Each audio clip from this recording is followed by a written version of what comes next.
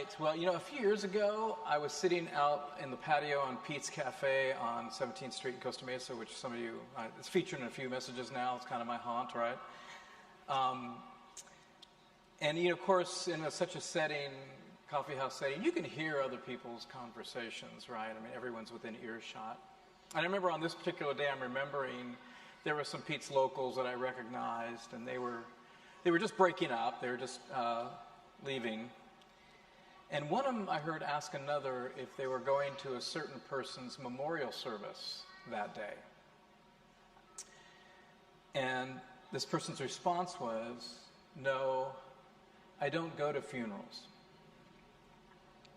That really, I don't know why I've always remembered that. It just struck me. I guess what struck me was it was such a well-considered rule of life. I mean, I don't agree with it, but it was clearly something this person had considered. No, I don't go to funerals. He had decided, and I'm not in a position to judge why, that this was not the kind of thing he did. This was not how he would spend his time when it came up. Among other things, the teacher in today's passage, Ecclesiastes 7, wants to talk about that. He wants to talk about going to houses of mourning, as you heard read. He wants to talk about death. But more than that, he wants to talk about what you and I ought to do in moments when we confront life's limits and the painful knowledge these moments bring, and also painful self-knowledge. In the language of our series, he wants to talk about how do we redeem the hard times? How do we redeem the hard times? Open your liturgies and take a look at Ecclesiastes 7, which you heard read. It's in the language of, it's in proverbial language. There are a number of sayings kind of in parallel lines. And as Proverbs are, when we confront them in wisdom literature, they are sometimes so sweeping. They're so bold. They're so kind of apparently without nuance that they kind of take us aback. These particular sets of Proverbs in Ecclesiastes 7 are in a kind of better this than that form. Better this than that. And the chapter begins right away with one of the most surprising such Proverbs. You can read it in the first couple verses. A good name is better than fine perfume, and the day of death is better than the day of birth. It is better to go to a house of mourning than to go to a house of feasting. For death is the destiny of everyone. The living should take this to heart. Sorry about that. That's kind of cold water on a Sunday afternoon, or any afternoon for that matter, but this is what the teacher wants to talk about. That death should be on the teacher's mind in Ecclesiastes is no surprise, because we've seen that in other chapters he has a really keen sense for the fleeting nature of time. We would say time flies. The recognition of which makes us wonder, again, what is truly meaningful in life? Or what is time for, especially in light of our mortality? I approach this subject cautiously because I know many of you have experienced loss this last year. And for you, this question just isn't philosophical or theological or interesting or academic. These are the moments you've had to wrestle with and live with deeply this year. And the teacher's tidy pronouncement that death is better than the day of birth, or that the house of mourning is better than a house of feasting seems, we have questions about that. So it is important to remember that Proverbs, generally, proverbial kinds of speech, often have in mind particular excesses, right? So they speak to particular imbalances. They put up warning signs to people who are rushing hard in one direction. And here, as we consider what it is to redeem these times, the teacher is calling out one particular temptation in hard times, and that temptation is avoidance. In this case, to turn away from the thought of death. He's calling out those who not only don't go to funerals, but who run in the opposite direction, papering over the reality in any number of ways, but usually with numbing pleasure, the house of feasting, he calls it, although denial comes in many, many forms. What he's saying is there's something important in these times. That even the confrontation with death is a time that can be redeemed. Let's be clear, death is the enemy. But it can also be a friend to those who know what to do with our knowledge of it. And what he counsels us is this: go to the house of mourning when it's in your path. Go to the house of mourning. Why? Well, it's going to have something to do with gaining wisdom. And as the first verse says, it's going to have something to do with forming us. What he calls developing a good name. The often painful reminders of death and houses of mourning have a tendency to recalibrate our values, don't they? I'm sure you've heard that other common kind of secular proverb: no one at the end of their life wishes that they'd spent more time at the office. We tend to rethink our lives at these moments. Often people, as they grow older, find their values changing. They often value relationships more than achievements. They value who they've become and how it will impact others rather than just what they've achieved. That's the contrast with which the chapter begins. A good name is better than fine perfume. Perfume would have been a status symbol in the ancient world, what we call conspicuous consumption, the purchase of which would have signaled to others their material success. When there's a list of Hezekiah, King Hezekiah's possessions in 2 Kings, among them is listed fine perfume. The New York Times columnist David Brooks, in his book The Road to Character, contrasts what he calls eulogy virtues with resume virtues. Resume virtues, of course, those virtues we've achieved or accomplished, stuff that would go on a resume, and that still might be relatively detachable from who we really are. But it is who we have become that most deeply affects the lives of those who know us and whom we leave behind. These are eulogy virtues. These are the virtues people talk about at our funerals. They are deeper. They lie at the core of who we really are. And of course, Brooks, in his book, The Road to Character, has discovered the eulogy virtues are more important than the resume virtues. It's vanity to want to be remembered merely for our achievements, but it's wisdom and love to want to become someone for the sake of those who have come to know us best. To become someone whose virtues bless those who know us best. Not only does going to the house of mourning help us redeem those values in our lives, but going to the house of mourning is also an opportunity to love another person. To be with others in a time of their mourning is to enter an intimate moment. We often avoid the suffering of others because we feel like there's nothing I can do. I don't know what to say. But most of us, I think, know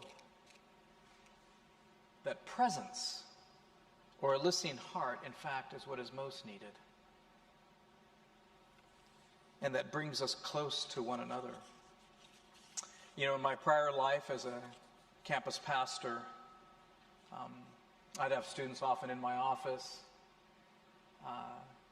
And really, in our time, the only thing to do was to grieve.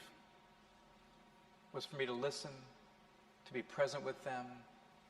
I couldn't fix the tragedy or the heartbreak that was in their life. And they would often apologize. They'd go, Dr. Pickett, I'm sorry. This has been a downer. I'm so sorry. And I'd say, no, don't. This is so meaningful to be together in this. I would say, this is sacred ground.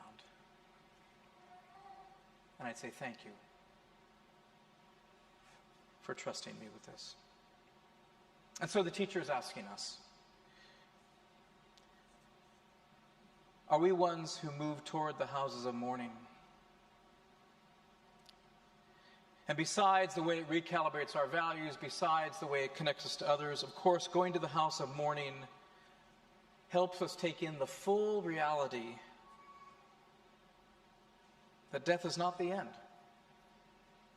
It helps us return to the long game, that eternity flows backwards into the moment of mourning.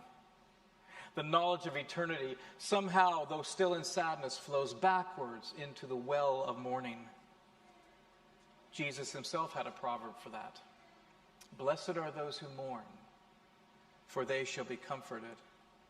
And we know well the comfort he would provide in the victory over death. So going to the house of mourning can redeem those times. And he cautions us against avoiding them. But the teacher has at least one other temptation of avoidance he wants to talk about, which is the hard times of painful self-knowledge. These too can be redeemed. In verse 5, if you see it there, he writes this. Another better this than that proverb. It is better to heed the rebuke of a wise person than to listen to the song of fools. I will confess that I don't like going to the dentist, by the way. I'm sure I'm not alone. But I don't even like getting my teeth cleaned. And the reason is, I don't like the frowning, disapproving face of the hygienist as she looks into my mouth. And she inevitably asks, do you floss? Which you and I both know is not a real question. It's a diplomatic rebuke. That perhaps is a trivial example, although hygienists wouldn't think it's trivial. They are wise people and can soundly and passionately argue that failing to floss can damage your whole health. Be that as it may, I think it's generally true that while we have the tendency to avoid the house of mourning, we also have tendencies to avoid the houses of wisdom because of the painful self-knowledge it often brings. There are seasons in which our failures or lack of wisdom are painfully evident to us. And I'll confess, in those times, I have a hard time asking for advice from people. I reason, I know the errors I've made. I know how I've messed up. I don't need someone to tell me. I don't need advice from them. Likewise, we might be tempted to avoid those who disagree with us because we want universal approval, and it's painful to know that universal approval is impossible from others. We want to be always recognized as good and wise and right. And when we come across those who disagree with us, we tend to avoid them. No, maybe we just rather listen to what the teacher calls the songs of fools, which are basically those people who simply tell me how great I am, and who don't really care enough to tell me what I should hear. But to be led by the wisdom of others is another way we do redeem those painful moments of self-knowledge that may come. And that also may redeem the days to come as we course correct. Indeed, it is the ability to live non-defensively, non-reactively that characterizes the wise person. I'm going to say that again. It's the ability to live non-defensively, non-reactively that characterizes the wise person. We see this again in verse 9. If you look down, another proverb. Do not be quickly provoked in your spirit, for anger resides in the lap of fools. There are those in our lives, right, who have the special ability to provoke us. And I know right now who you're thinking of, or that you're thinking of, people. These are people who frustrate us. It might be family members, bosses, colleagues, public figures, and what they represent. They just have our number. They wind us up, and we find ourselves reacting, becoming embroiled in argument, even if just in our own heads. And then emotional rumination. We lose it, maybe. with them. And then there's a time spent repairing the damage of our reaction it's caused in ourselves or in others. The teacher here, in another sweeping statement here, just calls it pride. I think we might call it defensiveness. In any event, here's what he says. Patience is better. Patience is better. And here again, he encourages us to take the long view. He says, just before that, the end of the matter is better than its beginning. A little cryptic here. The end of the matter is better than its beginning. I think this is to say, stop. At the moment of provocation, stop. Take a breath. And imagine where the way you're tempted to react is going to take you. Think about the end, where this might go if you're tempted to react in the flesh. Catch yourself in the act. Redeem not only the present relational moment, but the future moments that might cascade from what last week we called a hasty heart, a defensive response. What the preacher really is here talking about is wisdom. Take a look at verse 11. He says, wisdom is like an inheritance. It's a good thing. In verse 12, he says, wisdom is a shelter as money is a shelter, but better, I would add. For we all know, perhaps, families that have passed down wealth, but not wisdom. As I move toward houses of mourning, I learn the wisdom that comes from revaluing my life in the years that remain. The wisdom of presence when words are not enough, and the wisdom of the good news that reframes death entirely. And in moving toward and embracing painful self-knowledge, I'm able to move toward those who can guide me in a wiser life. And in moments when I'm provoked by others, I can learn the wisdom of patience that redeems in advance time that might be spent otherwise going in defensive and reactive circles with others. Hard times are hard. But what I've noticed is that people who face them, who go to the houses of mourning, who are open to wisdom, who are patient when provoked, people that face them, well, they're just deeper people.